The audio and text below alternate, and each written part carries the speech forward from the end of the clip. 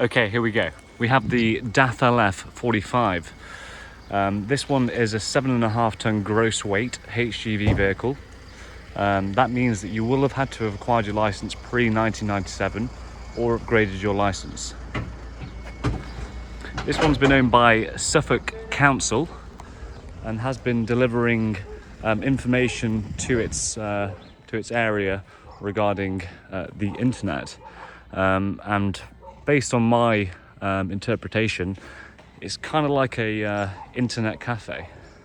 The only rendiments of an internet cafe left, if I stand up over here, hopefully I'll be able to see, except the tree's now getting in the way, there's a massive satellite on the roof. But yeah, I'm liking this one. The reason being, the main reason I like this vehicle is because it differentiates itself from conventional libraries that, by the way, aren't as good for conversion to something like this, because the entrance is at the rear on this, whereas on the library vehicles they tend to be quite central and it interrupts potential planning whilst doing your conversion. So I think that's a huge bonus. On board there's an inverter which is situated in this pocket down here. We've got 240 hookup as well to accommodate that. There's a twin Webasto diesel heater setup. There's one located here, there's one located here, and this one here is the location of the chassis batteries. So there's two entrances on this vehicle. Here's the driver's entrance.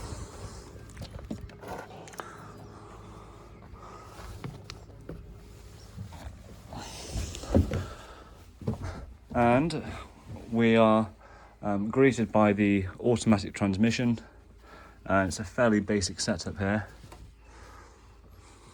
but it's all nice and clean. The vehicle has only done 55,000 miles. You've got a reverse camera here. This little button here is for the disability lift. This control panel here does the rear air suspension. And these buttons here open and close the doors on the rear, which of course is run by the air system. There's also a courtesy light there. This key here does the external lockers, and there's a couple more rendiments that it used to provide better broadband to Suffolk. Nice sun visors, kind of like how they tinted them as well up there.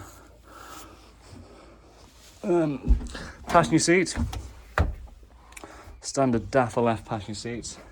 Plating certificate down here, just to remind you that it is a 7.5 ton vehicle and it's 150 brake horsepower.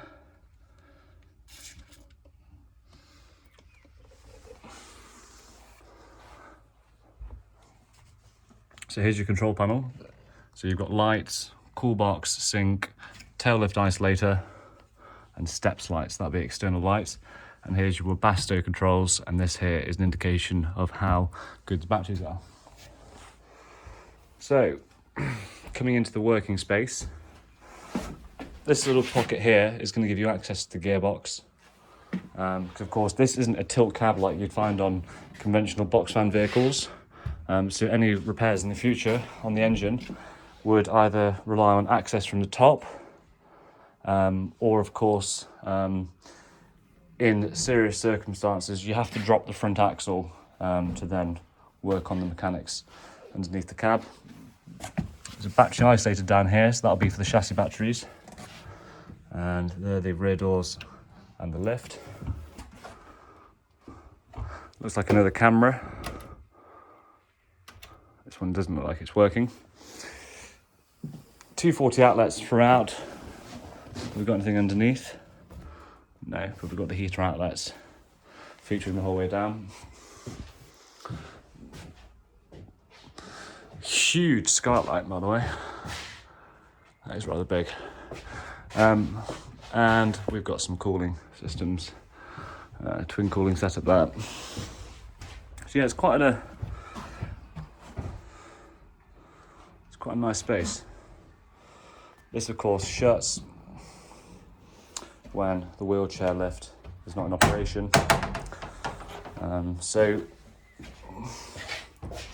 you can get a good idea of what that's like. Just situated underneath here is the auxiliary battery setup. I'll just have to take this bungee off that I was demonstrating the buggy with. It's very tight.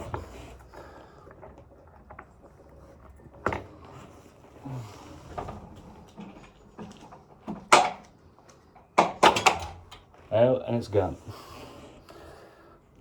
Okay.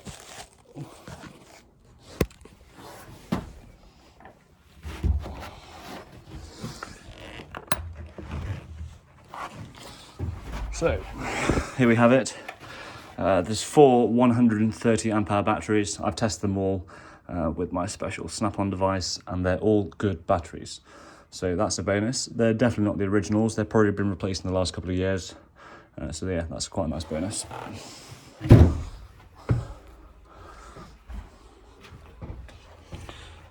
So let's see how this lift goes down. I'll get this buggy out of the way.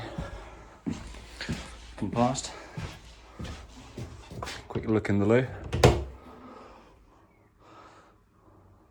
Nothing particularly special about this toilet other than the fact that it has the facility to wash your hands.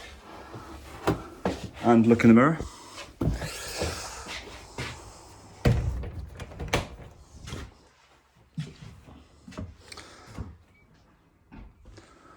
Yeah, it's quite a nice setup. That's the time.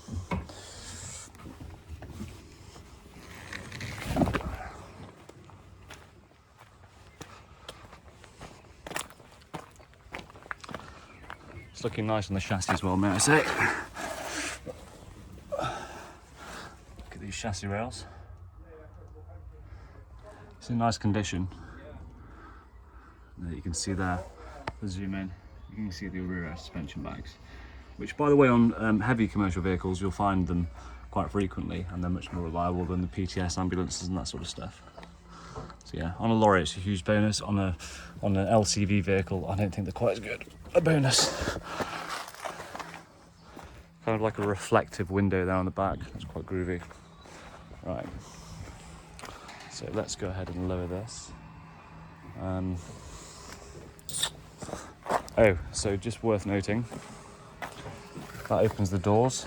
That calls for assistance. I'm not sure where the assistant is at the minute, but that may inform them. So here we go. That's the controller there for the rear lift. Can't seem to find it, but more than likely we'll have one on site somewhere, or we might be able to fabricate something.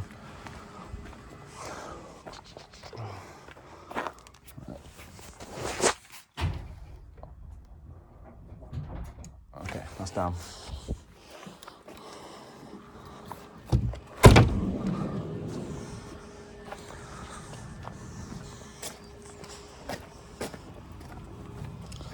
So, just settle here a little bit.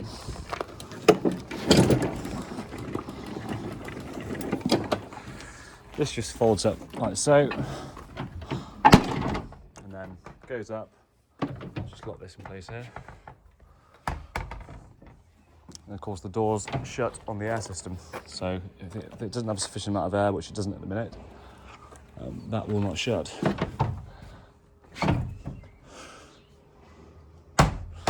So I think it's a good point in the video to start the engine so we can get the door shut, get an idea of how it's running.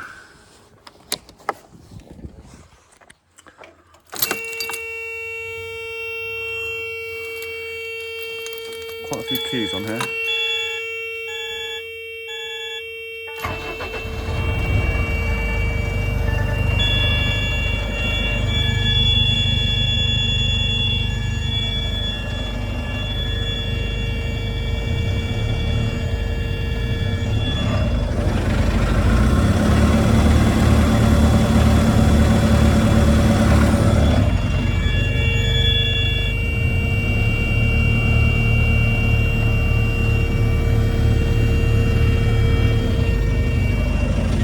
Right,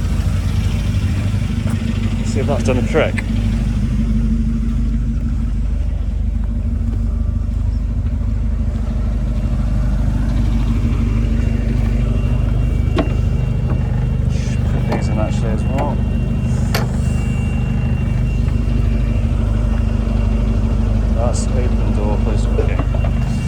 Here we go.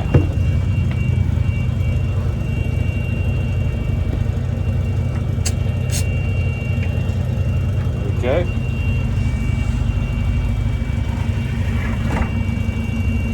Then we'll bring the lift up to seal it.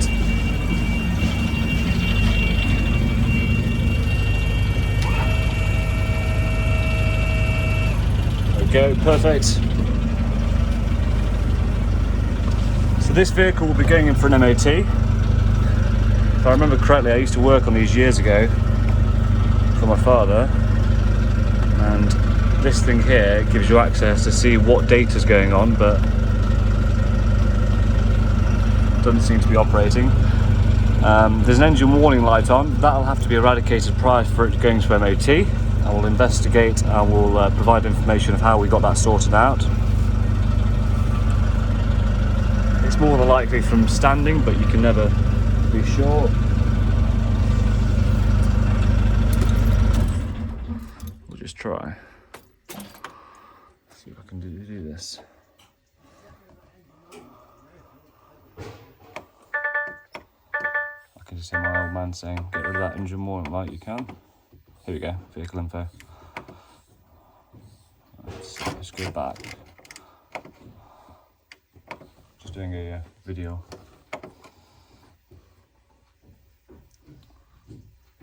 Yeah. Okay, so there's only one fault in the system on the warnings, that's the engine warning, so we'll have to get that eradicated, like I said, for the MOT.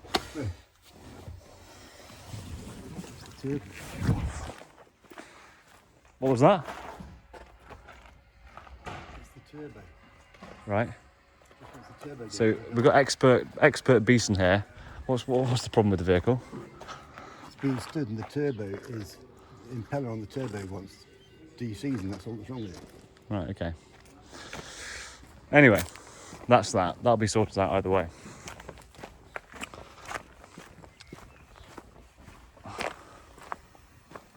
There you can see with the door shut. I think it'd make a great mobile classroom. I'm not a fan of the carpet line, but at the end of the day, how long does that take to change?